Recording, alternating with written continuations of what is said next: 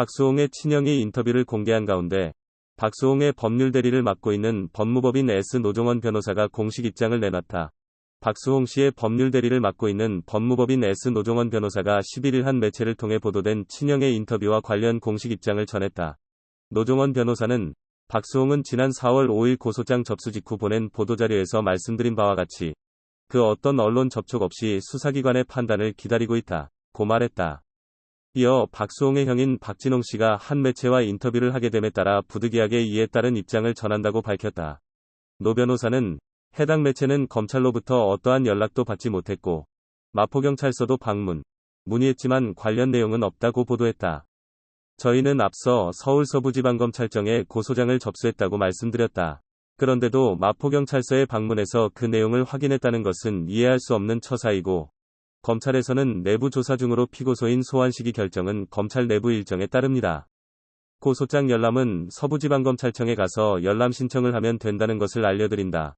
고 말했다. 이어 인터뷰 내용은 대다수 의혹과 혐의를 부인하고 있다. 고 덧붙였다. 박수홍 측이 어떤 반박을 내놔도 이는 진흙탕 싸움밖에 되지 않는다.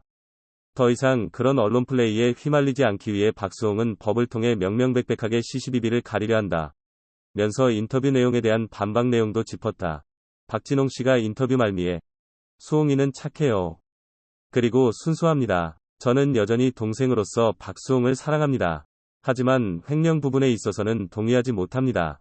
동생이 그게 아니라는 걸 알게 하기 위해서라도 수사기관과 법정에서 진실을 가리겠습니다. 라고 밝혔다. 면서 이 말을 이행해 줄 것을 요청했다. 노 변호사는 인터뷰 내용을 보신 분들은 아시겠지만 이번 사태에 있어서 박수홍은 피해자다. 박수홍이 어떤 성품을 가진 사람인지는 박진홍 씨 역시 인터뷰를 통해 인정하고 있다. 남은 것은 법적 판단을 통해 잘잘못을 가리는 것이다. 박수홍 역시 향후 언론을 통한 어떤 인격적 공격 없이 법정에서만 진실을 가리겠다. 그것이 부모님과 모든 가족을 위한 길이다. 라고 말했다. 박수홍이 친형 부부를 횡령 혐의로 고소했다. 금전적 피해 보상에 대한 합의 요구를 전달했지만 일체의 의지를 보이지 않았다는 이유다.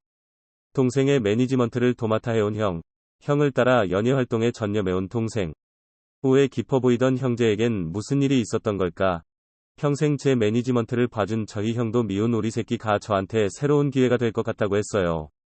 형 말이 맞았어요. 여는 소가로 닿는 소가로. 형은 평생을 제 매니저로 일했고 형수님은 어머니 전담 매니저를 맡고 계세요.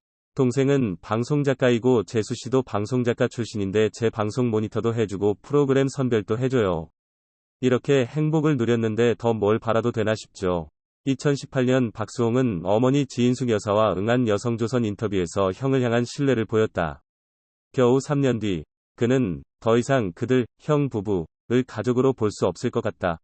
고 밝혔다. 30년 동안 자신의 노력으로 일궈온 많은 것들이 자신의 것이 아님을 알게 됐으며 이를 바로잡기 위한 대화를 시도했으나 오랜 기간 답변을 받지 못한 상황이라는 게 그의 얘기다.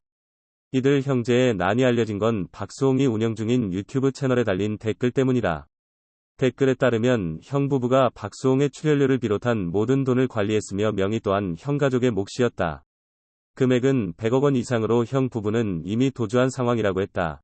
댓글이 확산되고 얼마 지나지 않아 박수홍이 형과의 분쟁을 직접 인정했으며 형 부부를 특정경제범죄과중처벌 등에 관한 법률 위반 혐의로 고소장을 접수했다.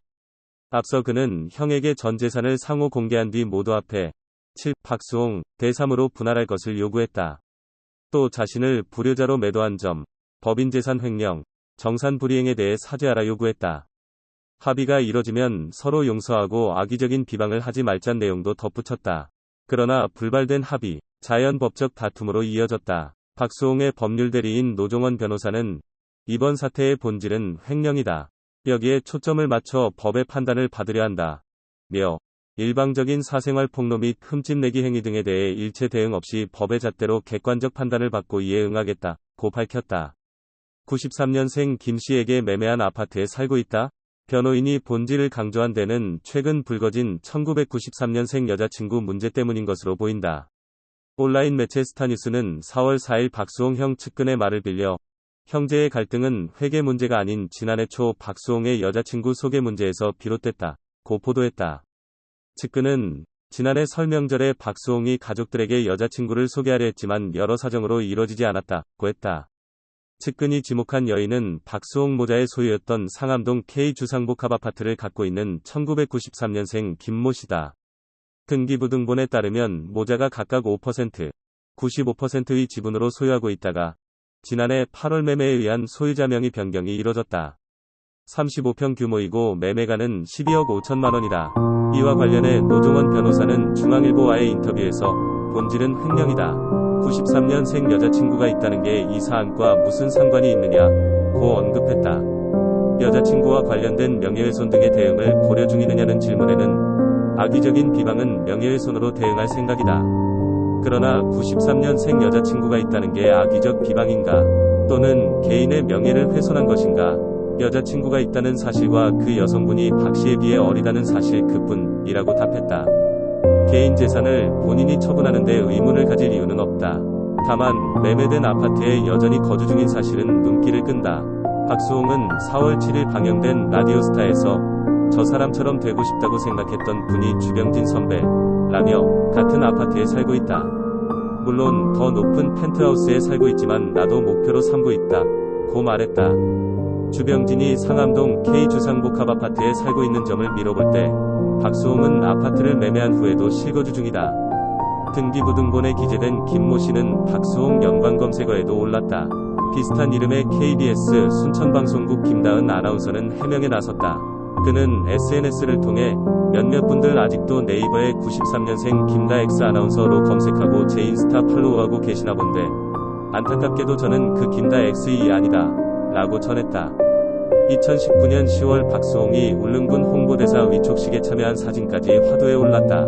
그의 바로 옆에 서서 함께 기념사진을 남긴 여성의 이름도 김모 씨이기 때문이다. 두 사람은 같은 색상의 상의와 하의를 입은 채 밝게 웃고 있었다. 김 씨가 이날 행사에 참석한 배경은 확인되지 않았다. 아나운서 학원에 다녔고 모 리포터로 활동한 이력이 있는 그이니만큼 이날 행사의 진행자로 참여한 것인지 울릉군청 측에 문의했다. 군청 관계자는 MC도 아니었을 뿐더러 그가 누구인지 왜 그 자리에 있었는지도 모른다 고 답변했다. 실제로 울릉군 홈페이지에 올라온 또 다른 사진에서 진행자석에 자리한 여성은 다른 인물이었다. 김 씨는 박수홍의 좌측에 앉아 그를 바라보고 있었다. 두 사람이 처음부터 동행한 것인지 이 자리를 계기로 지인이 된 것인지 궁금증이 생기는 부분이다. 여성과 있는 건 봤지만 상암동 아파트 몇몇 주민들은 박수홍 연인의 존재를 이미 알고 있는 듯했다. 지난해까지 이 아파트에 살았던 A씨는 재작년에도 박수홍 씨가 아침 일찍 여성분이랑 다니는 걸 몇 번 봤다. 총각이니 연애하나 보다 대수롭지 않게 생각했다. 인터넷에 돌고 있는 사진 속 여자랑 내가 본 여자가 동일 인물인지는 확신 못한다. 단지 안에서 봤을 땐 화장기가 없는 얼굴이라서 사진이랑 느낌이 좀 다르다 고 떠올렸다. 주민 B씨는 작년에 봤다. 키가 크고 머리가 긴 여자였다. 엘리베이터에서 박수홍이랑 같이 있는 것도 보고 지하주차장에서도 보고 이 아파트에 아예 사는 것 같진 않고 몇 번 오고 가는 것 같았다. 올해는 코로나 때문인지 못 봤다 고 말했다. 주민 C씨는 단지 쓰레기장에서도 보고 엘리베이터에서도 보고 지하철에서도 봤다.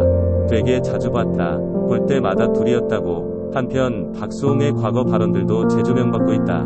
특히 가족, 연인에 대한 생각들. 그는 형을 무척 따랐고 언젠가 마주할 연인에 대한 준비 중이었다. 30대 초반까지 아버지 사업 빚을 갚느라 빚에 대한 트라우마가 있어요. 근데 우리 형은 재테크가 너무 재밌대요. 빚을 얻어서 재테크에 투자한 뒤에 허리띠를 졸라매고 빚을 갚도록 해요.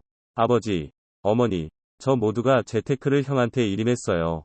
형은 지금도 경찰을 끌고 다니고 웬만하면 걸어다닐 정도로 검소해요. 존경스러워요. 세상에서 가장 좋은 팔자가 범인이라잖아요. 하고 싶은 말 하고 먹고 싶은 거 마음대로 먹고 내 인생을 잘 살려면 편하게 가질 수 있는 것 아니면 가지면 안 되겠다 싶어요.